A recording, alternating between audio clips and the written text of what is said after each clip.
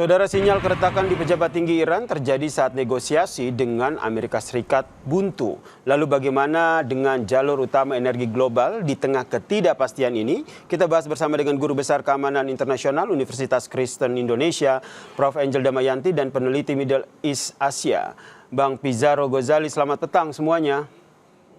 Selamat petang, Mas Yasir, Mbak Bu Angel. Saya ke Bang Pizarro dulu. Nampaknya ini ada keretakan di internal Iran sendiri. Kalau Anda membacanya seperti apa, Bang Pizarro? Apakah perombakan pejabatan di lingkaran pemimpin tertinggi Ayatollah Mujtaba Khamenei ini menjadi sinyal bahwa memang di dalam negeri Iran sendiri tidak solid untuk solusi dalam perang dengan Amerika Serikat ini?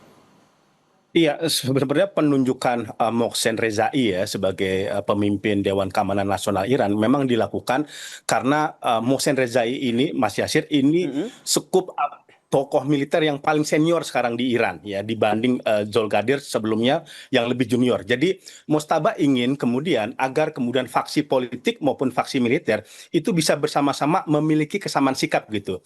Dan tokoh yang paling tepat itu ya Mohsen Rezai karena dia senior, dia pernah menjadi komandan RJC, dia juga dekat dengan Mojtaba dan lain sebagainya. Problematikanya sekarang kan Mas Yasir, Mojtaba ini kan bisa dibilang kan agak goib ya. Dia agak sulit berkomunikasi kepada bawahannya, kepada rekan-rekan di bawah dari pemimpinannya, maka dia perlu jembatan yang bisa dipercaya. Nah, yang dipercayalah Rezai. Kenapa? Dia senior, dia pernah memimpin perang melawan Irak, dia juga mantan komandan RJC. Jadi ini juga salah satu cara dari Mujtaba Khomeini agar komunikasi dia, agar koordinasi dia itu lebih bisa didengar di bawah. Karena memang harus diakui antara faksi diplomatik, faksi politik dengan faksi militer kan ada perbedaan pandangan. Saya tidak melihat sebuah keretakan, tapi memang ada perbedaan sikap. Walaupun saya melihat sendiri dalam beberapa waktu terakhir ini udah mulai agak kesamaan di antara mereka, sama-sama menganggap pesimistis negosiasi dengan Amerika Serikat. Dulu kan faksinya di faksi diplomatik ya Menlu Iran, Presiden Iran itu masih punya harapan lah bisa negosiasi sama Amerika. Tapi kan MOU udah dibuat, sudah ada gencatan senjata, toh mereka juga masih diserang. Ini yang kemudian membuat antara faksi diplomatik, faksi negosiasinya Iran dengan faksi RJC-nya semakin menemukan titik temu, dan ini ingin dieratkan lagi oleh Mojtaba dan sehingga Bang Pizarro sendiri melihatnya sebenarnya tidak ada keretakan di Iran sendiri, tapi lebih kepada upaya dari Mojtaba untuk menyatukan visi satu pikiran antara faksi politik dan juga diplomatik dan juga faksi militer ini. Kalau Prof. Damayanti sendiri melihatnya seperti apa dengan keinginan Mojtaba untuk menyatukan dua faksi yang ada di internal Iran ini? Apakah ini sebagai tanda bahwa sebenarnya Iran sendiri ingin mendorong lebih kepada negosiasi seperti yang juga didorong oleh Presiden Iran sendiri? Iya, terima kasih Mas Yasir.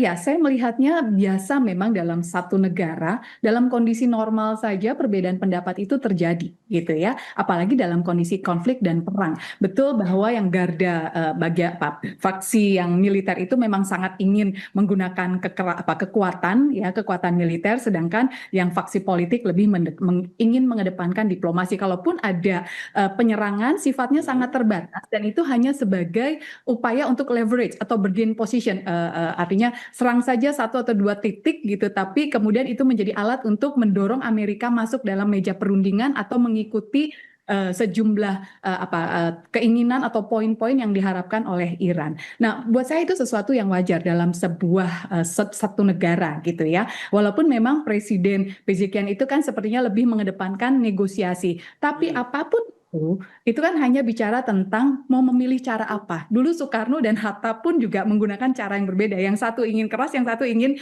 diplomasi. Tapi tujuan sebenarnya tetap sama, yaitu bagaimana membuat Amerika itu sebagai ancaman bersama itu bisa selesai. Artinya bagaimana Amerika bisa mengikuti keinginannya Iran ya dengan beberapa 14 poin kalau dalam kesepakatan gitu ya, atau paling tidak poin yang paling penting adalah satu, Selat Hormuz. Iran boleh punya kontrol atas Selat Hormuz, kemudian Amerika mengurangi kekuatannya di kawasan di Timur Tengah, dan yang paling penting lagi Iran boleh mengembangkan kebutuhan uranium untuk energi di dalam negerinya.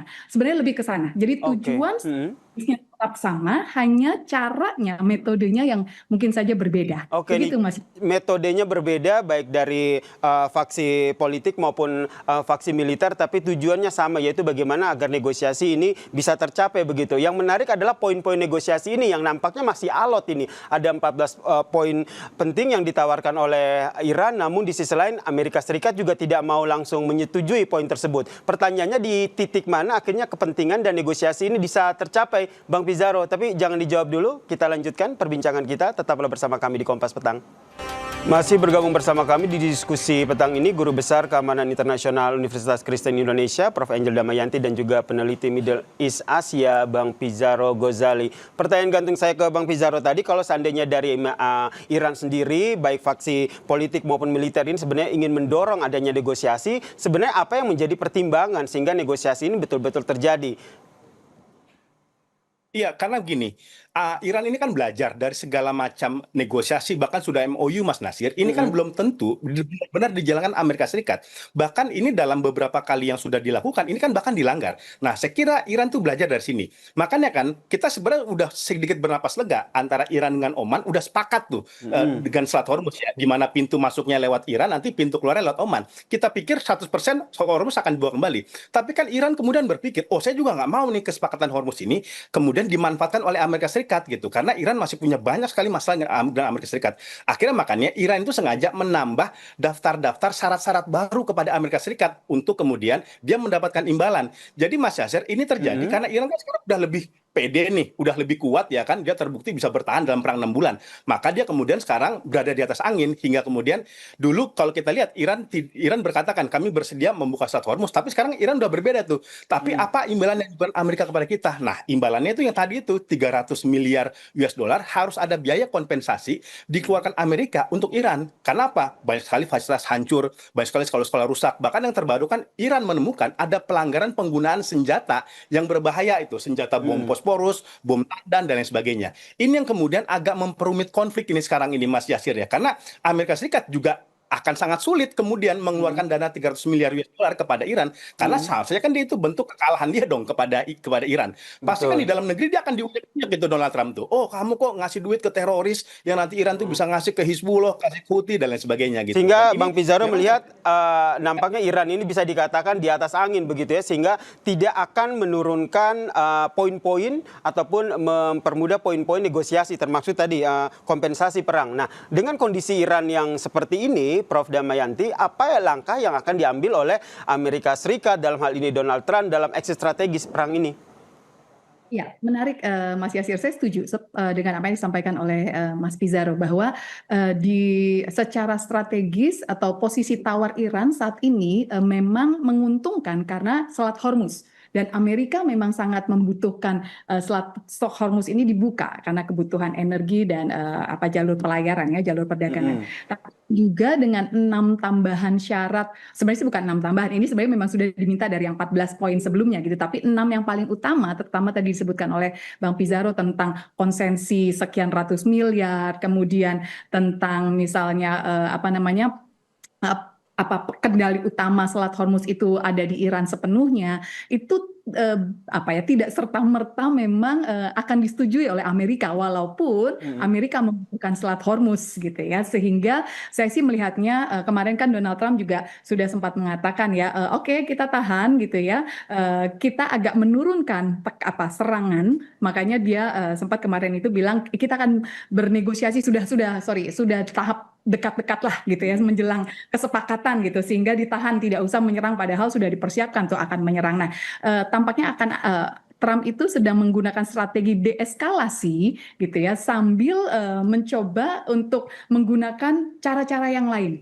Termasuk misalnya di satu sisi kan Amerika juga punya bargaining position, leverage ya. Leverage-nya Amerika tuh misalnya kekuatan militernya Amerika yang memang cukup besar gitu, yang mungkin lebih besar dibandingkan Iran, plus negara-negara Teluk somehow itu ya secara strategis mitranya Amerika gitu. Selain memang Amerika memberikan payung keamanan gitu ya, kemudian mereka juga punya hubungan ekonomi dengan Amerika dan lain sebagainya, sehingga itu bisa menjadi leverage-nya untuk Amerika. Jadi tidak serta-merta Amerika menyetujui maunya Iran, ya. tapi karena Amerika punya bargaining position. Nah, di sini yang membuat menjadi sulit gitu ya. Iran kekeh dengan maunya, Amerika walaupun dianggap katakanlah sepertinya tadi kata Bang Pizarro agak kalah posisi, tapi somehow sebenarnya masih punya bargaining position, sehingga yang lebih dibutuhkan saat ini adalah para mediatornya itu harus benar-benar kuat meyakinkan kedua belah pihak bahwa Iran dan Amerika memang harus berdamai. Karena tanpa kesepakatan di antara keduanya, konflik berkepanjangan itu tidak akan baik untuk regional maupun global. Sehingga dibaca ke depannya ini akan seperti apa Bang Pizarro? Kalau kita lihat dari Iran dan juga Amerika Serikat ini nampaknya bacaan kita ya, nampaknya tidak ada titik temu jika kita kaitkan dengan peran-peran dari negara-negara teluk dan negara-negara kawasan dan juga negara-negara yang berada di sekutu Amerika Serikat. Iya, tampaknya Mas Yasir, negosiasi ataupun diplomasi dalam waktu dekat itu masih agak jauh kita lihat ya di antara mereka. Tetapi masih ada hal yang memungkinkan tadi seperti Prof. Engel mengatakan, ini peran mediator. Iran sendiri kan mengatakan, kami memang tidak mau berdiplomasi negosiasi sama Amerika, tapi kami mau bertukar pesan. Nah, artinya kan sebenarnya ada sinyal juga dari Iran ya, bahwa mereka tetap sebenarnya membuka peluang diplomasi walaupun itu sangat sempit, sangat kecil. Itu yang pertama. Yang kedua, tampaknya perlu ada kemudian tindakan konkret agar membawa Iran kembali mau ke negosiasi. Contohnya Mas Yasir, tadi misalkan DP ya kan Iran mengatakan kami mau ke negosiasi kalau kemudian dicairkan nih aset-aset kita yang ditahan. Betul. Mungkin Amerika Serikat nggak kalau 100% itu mungkin malu juga. Ya mungkin 25% lah dikasih ya. Kemudian aset-aset yang selama ini dibekukan diberikan. Kemudian sanksi ekonomi misalkan ada 10, duanya dicabut dulu sebagai itikat baik gitu. Karena Iran ini juga dia melihat Venezuela. Venezuela itu udah dikuasai oleh Donald Trump tapi sanksi aja belum dicabut sampai sekarang walaupun Maduro udah ditumbangkan. Nah, itu menurut saya ada rasa semacam ketidakyakinan dan ketidakpercayaan Iran untuk mau masuk ke negosiasi. Dan caranya ialah kalau 300 miliar agak berat Mas Yasir, kasih misalkan 10 miliar US dollar, 20 miliar dolar sebagai tanda itikat baik dari Donald Trump untuk kemudian membawa Iran kembali ke meja perundingan. Pertanyaannya Donald Trump akan melakukan hal itu tidak Bang Pizarro? Karena kita lihat selama ini kan pernyataan-pernyataan dari Donald Trump ini kan bisa dikatakan tidak bisa dipegang begitu. Pilihannya Mas Yasir, Amerika itu cuma dua, mau rugi banyak apa mau rugi dikit. Tapi kalau untung agak susah. Kayak gitu ya. Karena gini, kalau dia tidak melakukan itu, maka pilihannya perang yang akan lebih panjang. Dan itu tidak menguntungkan bagi Amerika Serikat. Karena mau pemilu selak, dan Republik aja udah komplain sama Donald Trump. Tadinya kan dukung perang tuh, Republik udah komplain ya. Makanya menurut saya kemudian memang nggak bisa meraih kemenangan 100%. Memang ego dari Donald Trump harus diturunkan. Iran pun juga sama. Kalau memang ada etikat memang misalkan untuk dicairkan, ini bisa menjadi peluang untuk kemudian masuk ke meja perundingan. Sehingga kalau dari Prof. Angel sendiri membacanya, langkah yang akan diambil dalam jangka pendek oleh Donald Trump ke depannya ini bagaimana? Oke, menurut saya memang Amerika harus ya tadi ya sudah disampaikan sebenarnya bukalah beberapa pintu, beberapa keran gitu ya untuk Iran ini dan apa namanya peran-peran mediator itu memang harus semakin kuat dalam arti gini memastikan atau tanda kutip memaksa Amerika untuk bisa mengikuti. Walaupun sekali lagi tidak serta-merta, tidak seluruhnya, tapi secara bertahap atau secara sebagian demi sebagian gitu ya. Karena apa namanya satu sisi juga Iran memang juga perlu katakanlah karena di dalam negerinya Iran itu krisis ekonominya juga sudah lumayan berat gitu ya. Nah ini yang juga diketahui oleh Amerika gitu. Dan bagaimana maksudnya gini, Amerika kalau memang punya niat baik, dia tunjukkanlah niat baiknya itu dengan membantu ekonomi Iran dan itu akan menumbuhkan rasa percaya Iran terhadap Amerika karena kan selama ini Iran menurun tuh kepercayaannya karena Amerika sering berubah-berubah kebijakan sebentar mau menyerang, sebentar negosiasi. Nah, sedangkan kata utama, kata kunci untuk bisa bernegosiasi adalah kepercayaan atau mutual trust, saling percaya. Mari bangun rasa percaya Iran terhadap Amerika dan Iran sendiri juga tunjukkanlah bagaimana cara supaya Amerika bisa mempercayai, saling percaya di antara keduanya. Dan di situ peran berat dari mediator, menumbuhkan rasa saling percaya untuk kedua negara, kedua belah pihak sehingga bisa kembali ke negosiasi atau meja perundingan. Begitu Mas Yasir. Ini yang kita harapkan bersama ya, perang di Timur Tengah antara Amerika Serikat dan Iran ini bisa kembali duduk di negosiasi untuk perundingan damai. Terima kasih Guru Besar Keamanan Internasional Universitas Kristen Indonesia, Prof. Angel Damayanti dan juga peneliti Middle East Asia, Pizarro Ghazali telah berbagi perspektifnya di Kompas Petang. Salam sehat semuanya.